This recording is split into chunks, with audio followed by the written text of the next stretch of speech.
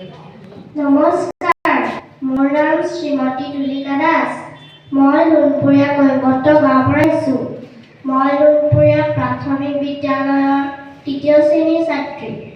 মাননীয় বিচাৰক মণ্ডলী, সন্মানীয় অতিথিসকল, শ্ৰদ্ধাৰ ছাৰ বাইদেউসকল, লগতে মোৰ বন্ধু বান্ধৱীসকল, পোনপ্ৰথমে মই আপোনালোক সকলোকে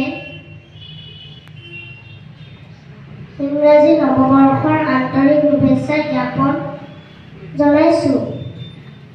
আজি মই ৰূপকোঁৱৰ জ্যোতিপ্ৰসাদ আগৰৱালাদেৱৰ ৰচিত কবিতা এটি আবৃত্তি কৰিম।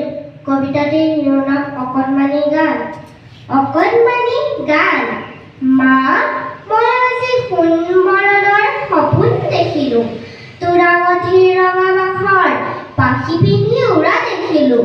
মা, অ' মা, তোৰ যে মা ৰঙা বগা হালধীয়া কেশ ৰচীয়া দিহা এখন আছিল, তাৰ নিচিনা চৰাই এটা মোৰ কাষলৈ আহিল।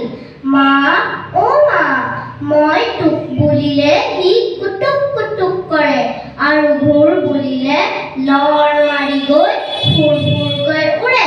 বুজিছ মা, তাৰ চকু দুটা ঠিক তোৰ আঙঠিৰ বাখৰ আৰু গোটেই গাতে অঁকা সোণৰ ৰূপৰ আখৰ।